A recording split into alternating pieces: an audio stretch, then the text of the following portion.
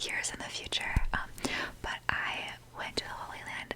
I just got back on November 6th.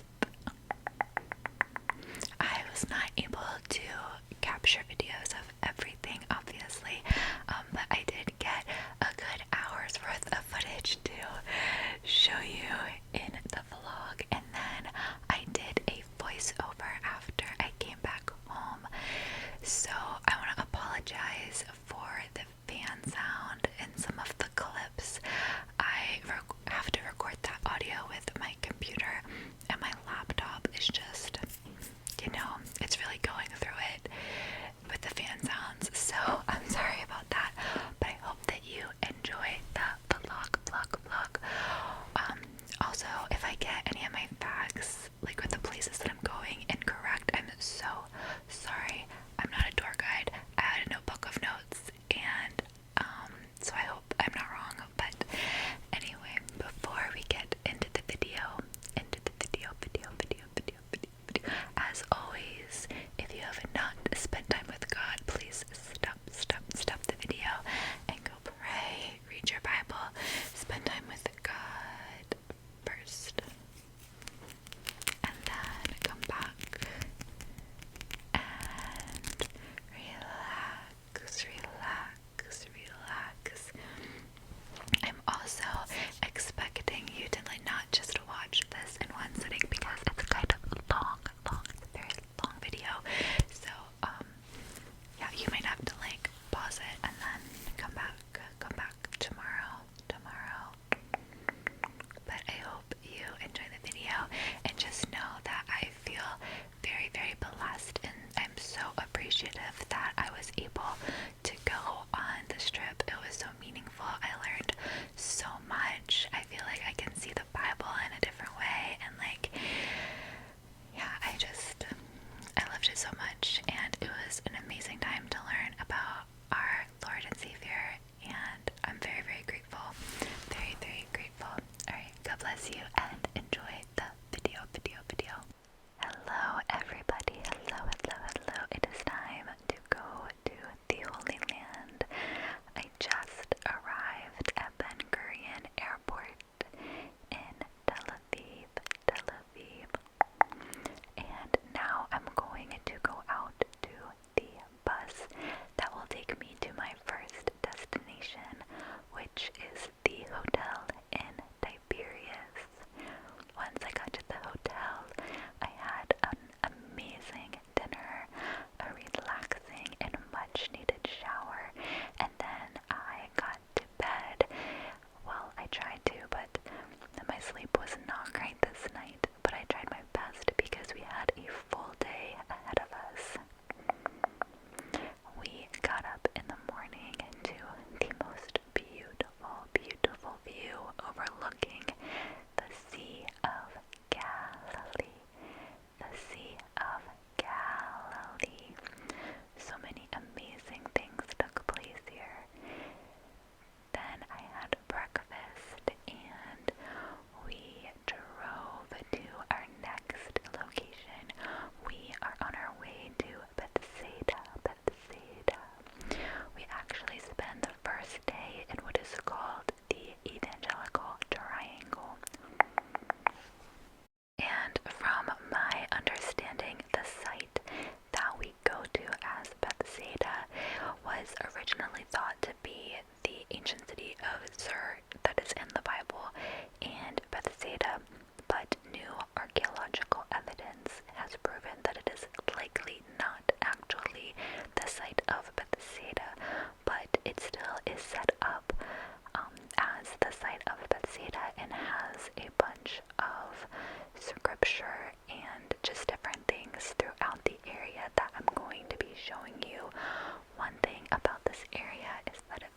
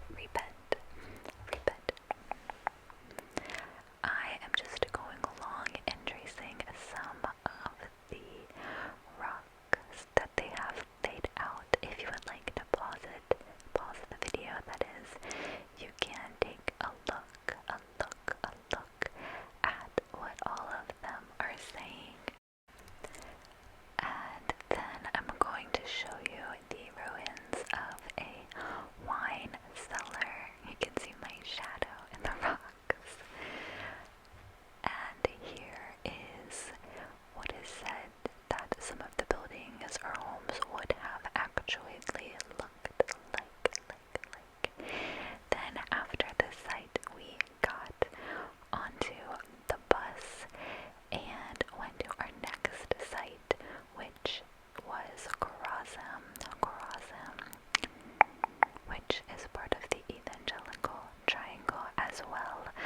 While we were in Khorazim, our pastor went over and taught us the system of education, or the educational system of the first century Jews, and it was very impactful for us to know kind of the mindset behind the educational system and how that would have impacted how the first disciples interacted and followed Jesus. What I just saw there was a mikvah where Jews would do the ritual cleansing. Sorry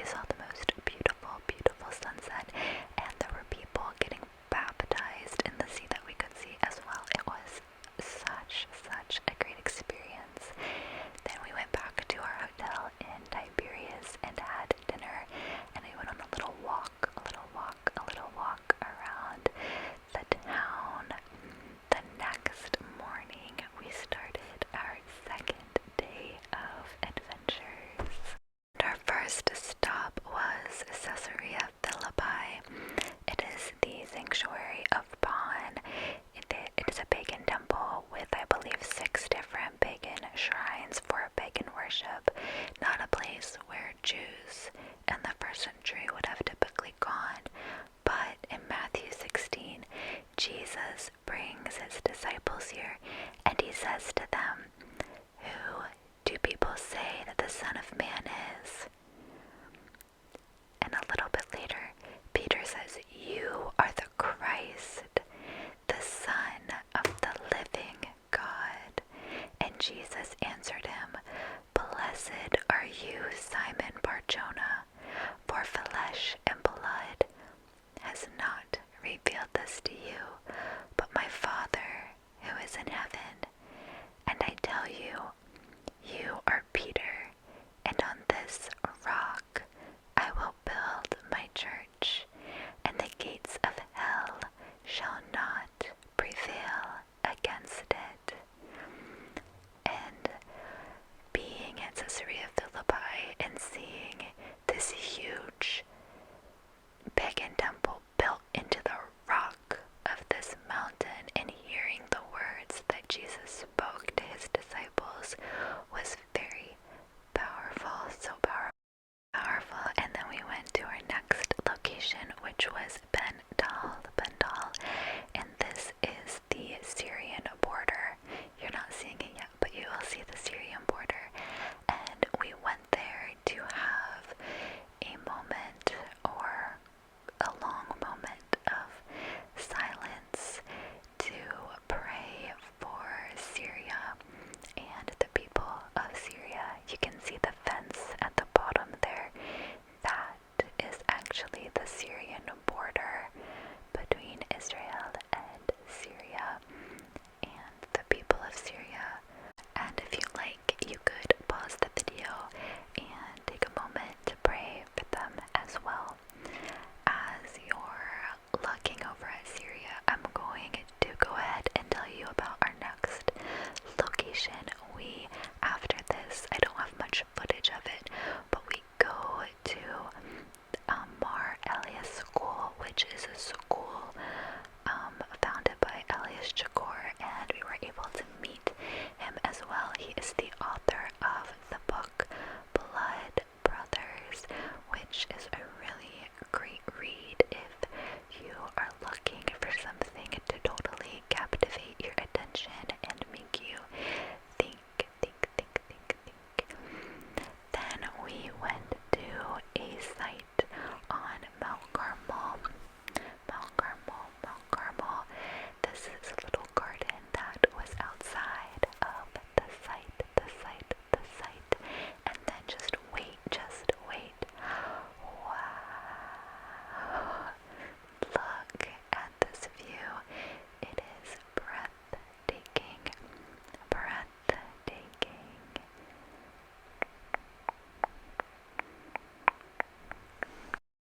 From this view, you're about to see the Mediterranean Sea way off in the distance. I'm not sure if you can tell, but our tour guide and pastor, who have been there many times, said they have never been able to see the Mediterranean Sea from this observation deck. Now, tell me why I didn't get any more footage between now and our next location for our third day, which is in Beit Shean, I think I'm saying that right, National Park. This site, it has the remains from a 2nd century AD Roman period. So each day we had a different theme, and the theme of this day was resident aliens. As if we are citizens of the kingdom of God, but we're living here, we are resident aliens. And while we were here, our pastor talked again in Matthew 16 about this turning point of preparing the disciples and leaving these small towns around the Sea of Galilee and going to the big city of Jerusalem, and how their disciples would no longer be in a small fishing village but in the big city. And Jesus was revealing more to them about what was going to take place, about his suffering and his death. And he called them to something more challenging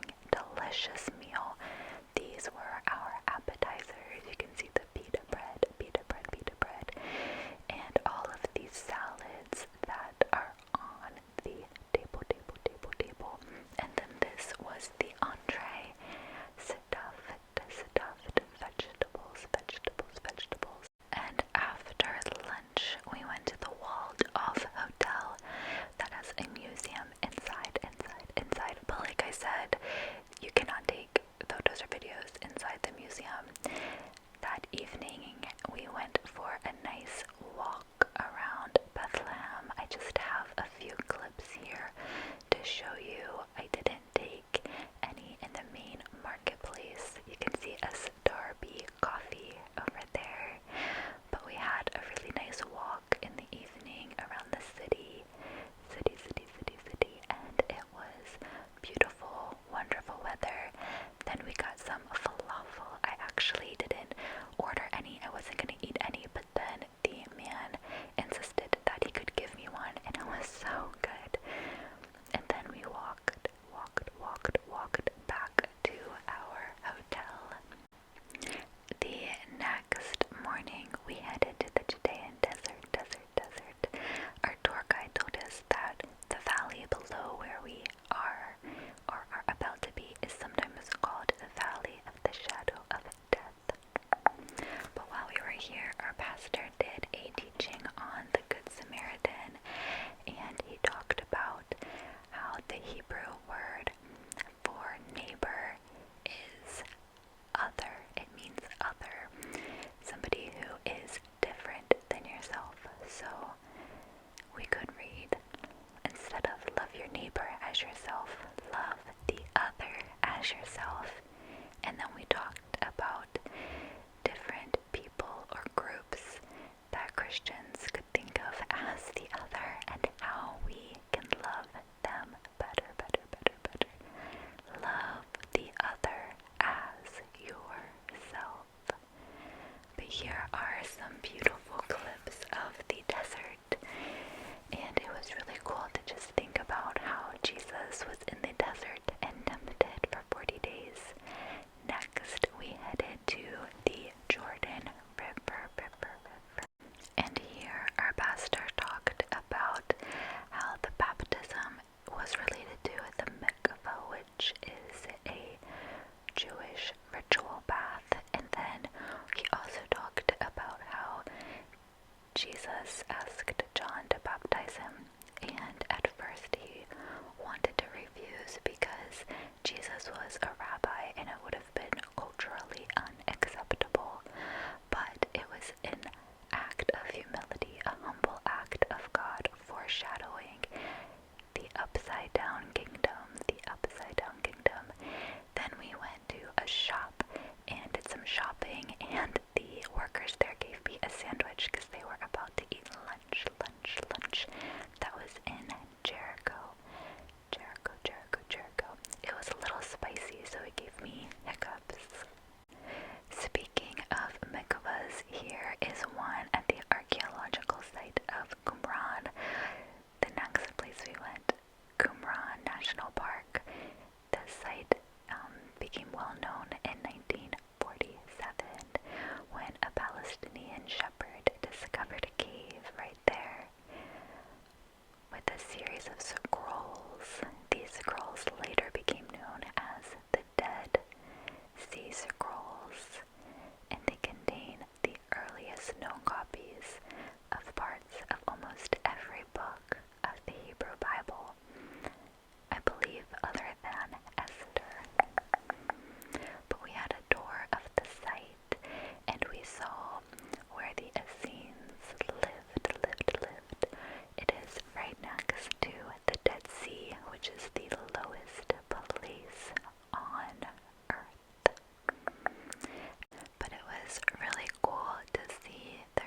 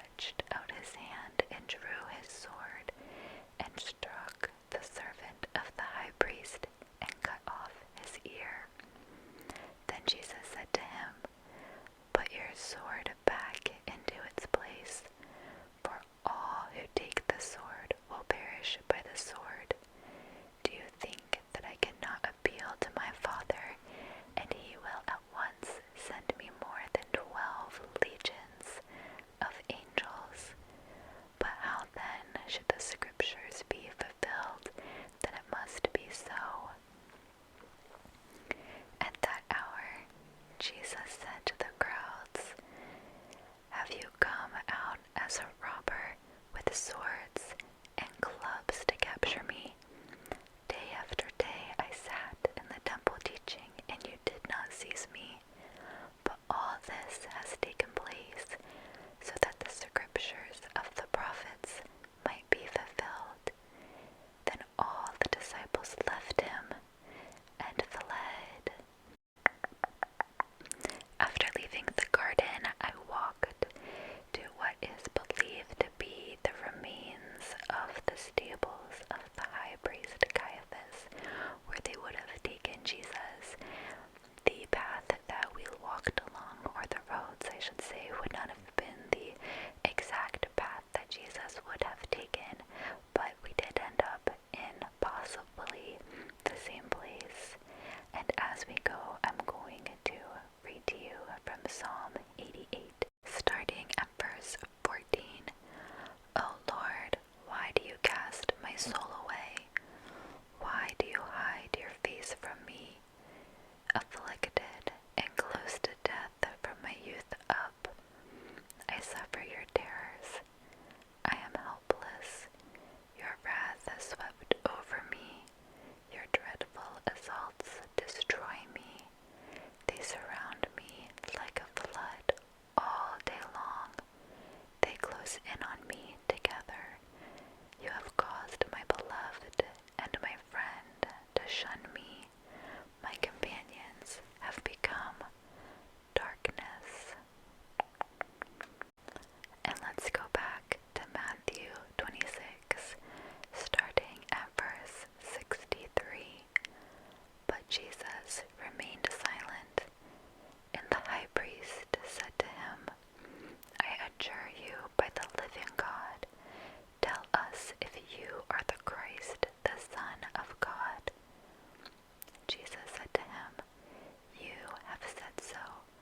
But I tell you, from now on you will see the Son of Man seated at the right hand of power and coming on the clouds of heaven.' Then the high priest tore his robes and said, 'He has uttered blasphemy. What further witnesses do we need? You have now heard his blasphemy. What is your judgment?' They answered, 'He deserves death.' Then they spit in his face and struck him. And some slapped him, saying, 'Prophesy to us, you Christ. Who is it that struck you?' Peter denies Jesus. Now Peter was sitting outside in the courtyard, and a servant girl came up to him and said, 'You also were with Jesus, the Galilean.' But he denied it before them all, saying, 'I do not know what you mean.'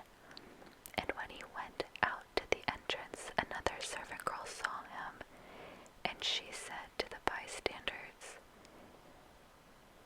'This man was with Jesus of Nazareth.' And again he denied it with an oath, 'I do not know the man.' After a little while, the bystanders came up and said to Peter, 'Certainly you too are one of them, but your accent betrays you.' Then he began to invoke a curse on himself and to swear, 'I do not know the man.' And immediately the rooster crowed. And Peter remembered the saying of Jesus, 'Before the rooster crows, you will deny me 3 times.' And he went out and wept bitterly." Guys, I know you're probably going to be confused about some of the things that you see in the footage, and to be completely honest with you, so am I. I think some of my videos got switched up out of order, and everything was so fast-paced. I missed and I couldn't understand a lot of what my tour guide was saying, so I'm going to be reading to you now from Matthew 27, but I believe we are at a place that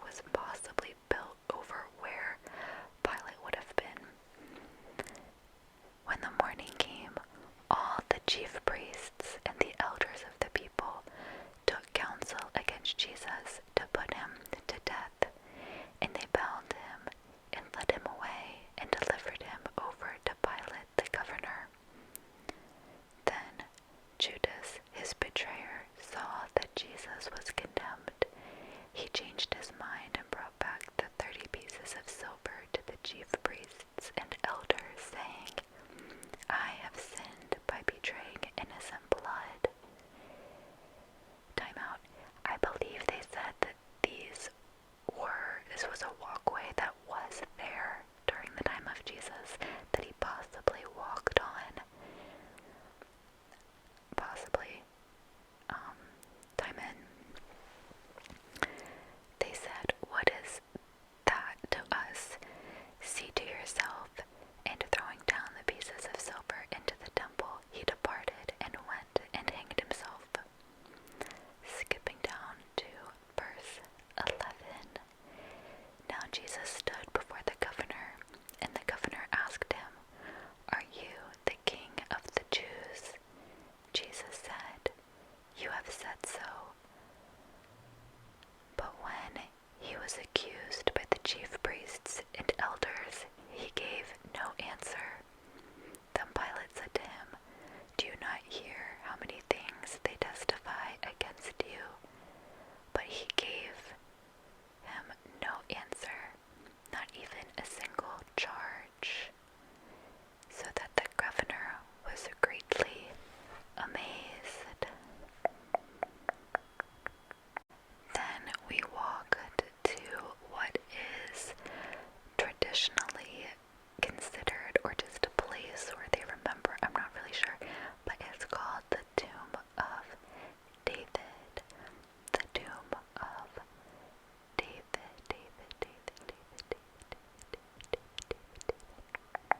And when you go inside, there is a wall separating the women from the men's side. So I obviously went on the women's side, and it was fairly quiet over there. They did hand you a pamphlet of prayers that you could pray while you were in there. So yeah, we went here, and you'll see the room in the next clip. There it is. There are some people I didn't want to get their heads in the clip. But the other side, where the men were, they said that there were men over there studying. So I'm not sure if it is part of a school. Yeah, but next we went to lunch. And guys, we had pizza with a Mediterranean flair. So the first pizza that you saw right there had tartar on it, which I really like. My parents eat a lot of tartar. And then it also had salads with it, like 3 different salads. And then we had some cheese pizza with basil. Delicious cheese pizza. And then some pepperoni pizza. It was beef pepperoni though, which was really good. And then we had this dessert that was kind of like a couple different desserts in one. But yeah, it was really good. Good. So it was a nice, relaxing lunch, and then it was time to go back out into the city. Guys, I'm so sorry. I actually think that now is when we are going to the site of Pilate's palace. Before, yeah, I don't know. I told you my notes are so confusing from that day.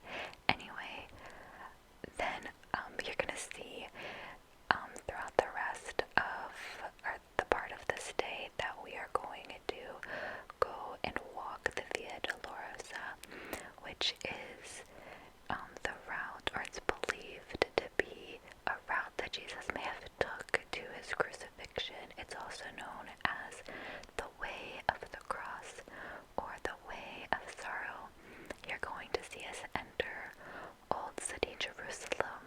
When we first enter, we were actually in the Muslim quarter, and then we also will be in the Jewish and Christian quarters, I believe, throughout the walk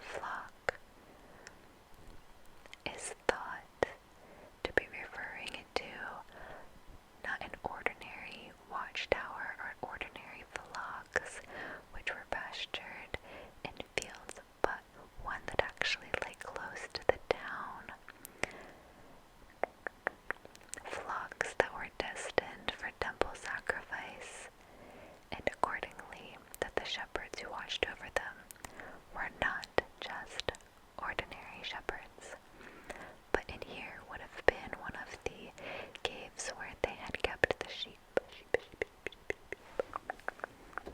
I'm going to read to you from Luke 2, starting at verse 8. And in the same region, there were shepherds out in the field, keeping watch over their flock by night. And the angel of the Lord appeared to them, and the glory of the Lord shone around them, and they were filled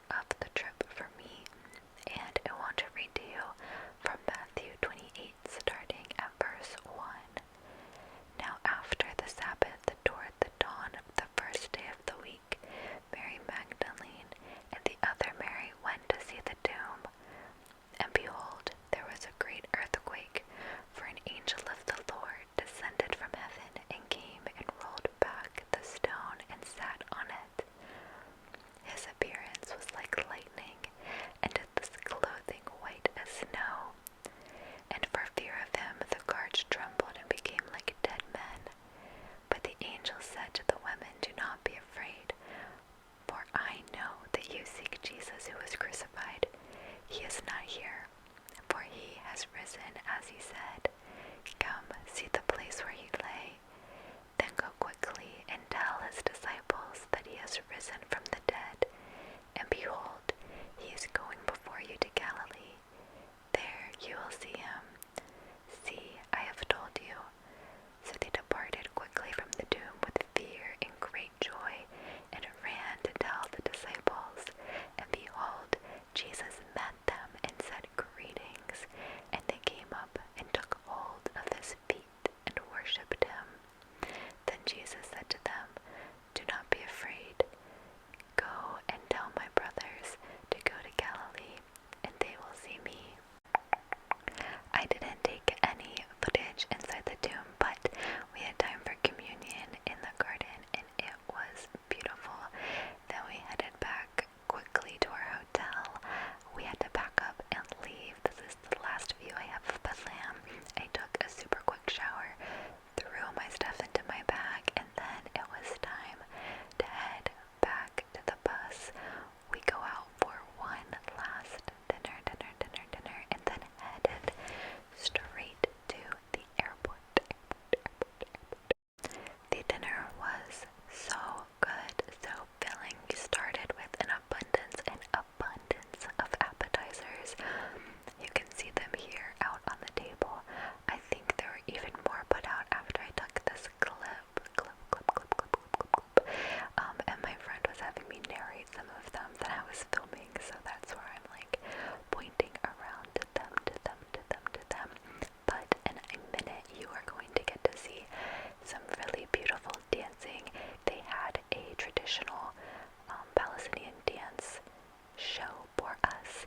There were some, I believe, teenagers who put on the dance. I believe they were also Christians, and then we actually got to get up and dance with them. They pulled me first, and it was such a good time. Here they are. They were having so much fun. They were laughing and smiling the whole time, and we did the exact same when we were up there dancing with them. And then it was time for our entree of chicken, vegetables, and rice, and another dessert. Guys, I had so much fun and such an amazing time in the Holy Land. I learned a lot. I saw so many things, and I'm able to appreciate so much of Scripture even more by experiencing and